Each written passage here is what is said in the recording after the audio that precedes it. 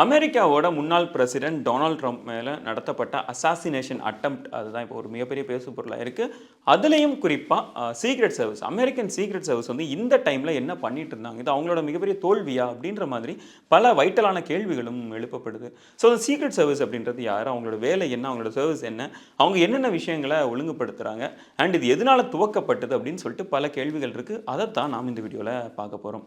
So number one, president Abraham Lincoln, அமெரிக்காவோட முன்னாள் president. 1865ஆம் ஆண்டு இந்த சீக்ரெட் சர்வீஸை வந்து தொடங்குறாரு. சீக்ரெட் சர்வீஸ் முதல்ல தொடங்கும் போது அதோட மெயின் அஜெண்டாவாக இருந்தது என்ன அப்படின்னா economic stability. So economic stability அப்படின்னாலும் குறிப்பாக ஒரு பர்டிகுலர் விஷயத்தை பொறுத்து, அதாவது ஃபேக் நோட்ஸ், கள்ள நோட்டு அச்சிடுறது இருக்குல்ல, ஸோ அது வந்து அந்த டைமில் அமெரிக்காவில் கொஞ்சம் அதிகமாக இருந்தது. இது வந்து எக்கனாமிக் இன்ஸ்டெபிலிட்டியை கொண்டு வர வாய்ப்பு இருக்குது. இது வந்து அமெரிக்கன் எக்கனாமிக் இருக்கிற ஒரு மிகப்பெரிய ஆபத்தாகவும் மாறும் அப்படின்னு சொல்லிட்டு ஆப்ரஹாம் லிங்கன் நினச்சதுனால அவர் இந்த சீக்ரெட் சர்வீஸ் அப்படின்ற ஒரு விஷயத்தை அமைக்கிறாரு.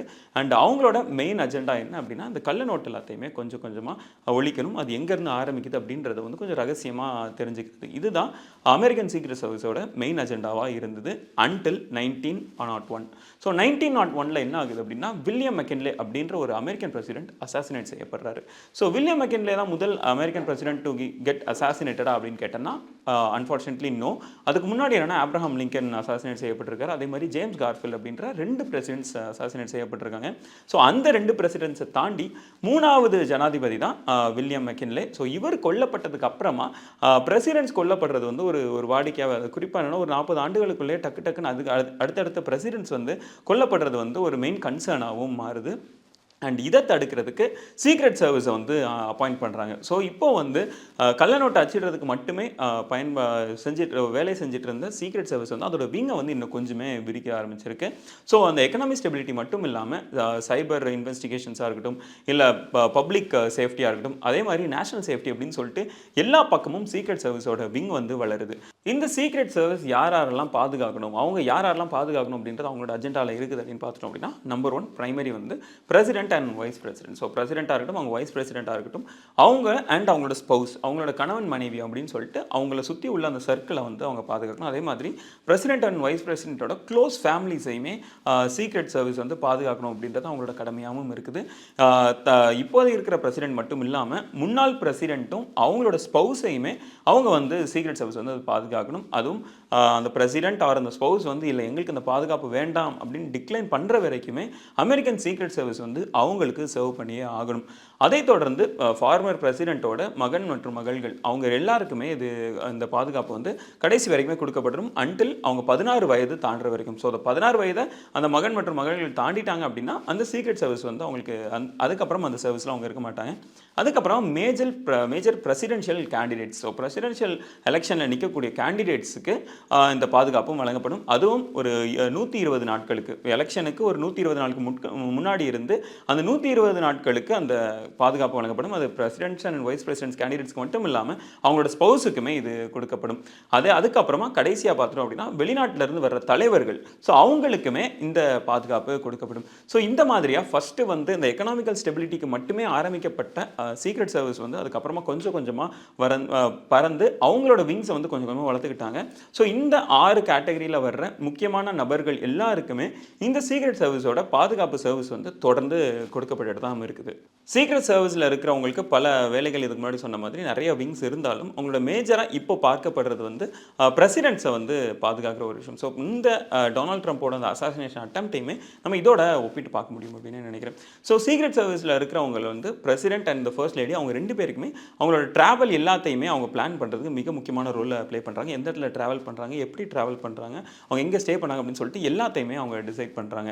ஸோ அதுக்கப்புறம் குறிப்பாக இப்போ ஏதோ ஒரு வென்யூவில் வந்து அவங்க பிரசிடென்ட் வந்து ஸ்பீச் கொடுக்குறாங்க அப்படின்னா அந்த இதை சுற்றி என்னென்ன விஷயங்கள் இருக்குது அப்படின்றதையும் அவங்க அனலைஸ் பண்ணுறாங்க. குறிப்பாக 3 விஷயங்கள். அதில் நம்பர் 1 வந்து ரீலொகேஷன். இப்போ ஒருவேளை அந்த இடத்துல நடக்கிறது சேஃப் இல்லை அப்படின்னா இமீடியட்டாக அதுக்கான இன்னொரு லொக்கேஷன் வந்து அவங்க பார்த்து ரெடியாக வச்சுருக்கணும். ஏன்னா இமீடியட்டாக ரீலொகேட் பண்ணுறதுக்கும் அவங்க அந்த இது ரெடியாக இருக்கணும். எதனாலனா அந்த ஒரு ப்ரோக்ராம் அந்த சேஃப்டி ரீசன்ஸ்க்காக கேன்சல் ஆகிடக்கூடாது அப்படின்றதுக்காக.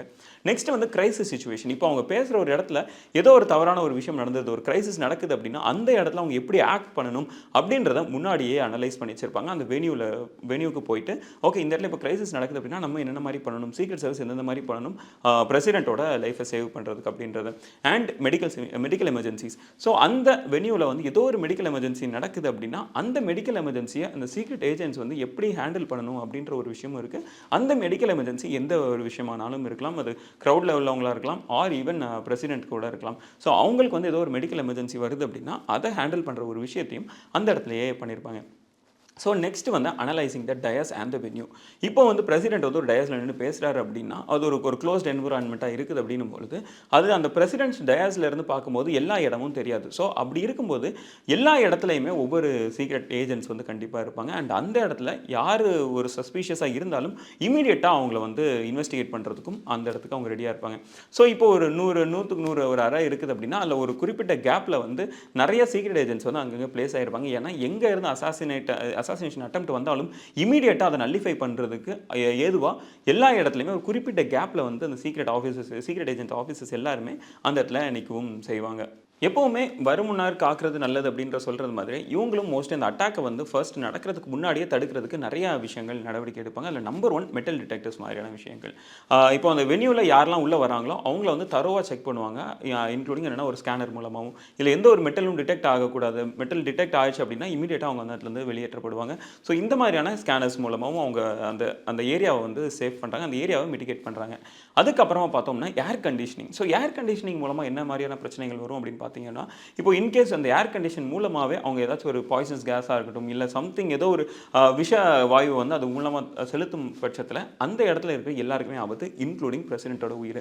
ஸோ அந்த ஏர் கண்டிஷனிங் எந்த மாதிரியாக இருக்குது, ஸோ அந்த ஏர் வென்டிலேஷன் எந்த மாதிரி இருக்குது அப்படின்றது அது எல்லாத்தையுமே சரிபார்க்கிறதும் அந்த சீக்ரெட் ஏஜென்ட்ஸோட வேலையாகவும் இருக்குது.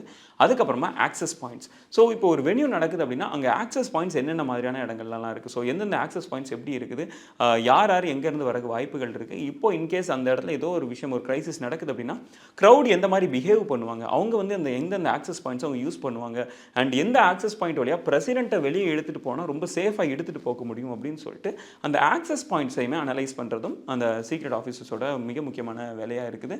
அண்ட் அதுக்கப்புறமா லைட்டிங்.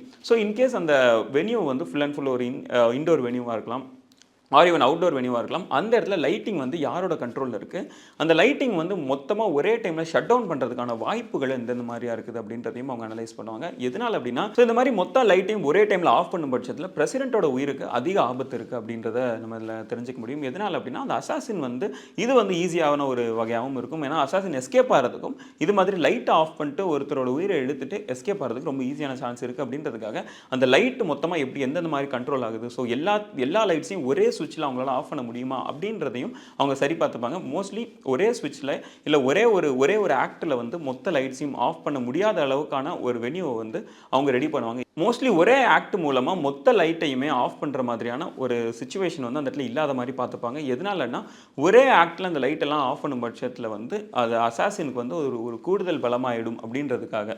ஜஸ்ட் லைக் எல்லா ஹியூமன்ஸ் மாதிரியும் சீக்ரெட் சர்வீஸ்மே அவங்களோட தவறுகளுக்கு ப்ரோனானவங்க இல்லை, நிறைய தவறுகளுமே அவங்க பண்ணியிருக்காங்க. குறிப்பாக 2 தவறுகள் வந்து நம்ம குறிப்பிட்டு சொல்லலாம். அண்ட் இதிலிருந்து அவங்க எந்த மாதிரி திருத்திக்கிறாங்க, எந்த மாதிரி மாறிட்டாங்க அப்படின்னு பார்த்தோம் அப்படின்னா 2 அசாசினேஷன் முன்னாடி நான் சொன்ன மாதிரி ஃபர்ஸ்ட் வந்து கெனடியோட அசாசினேஷன்.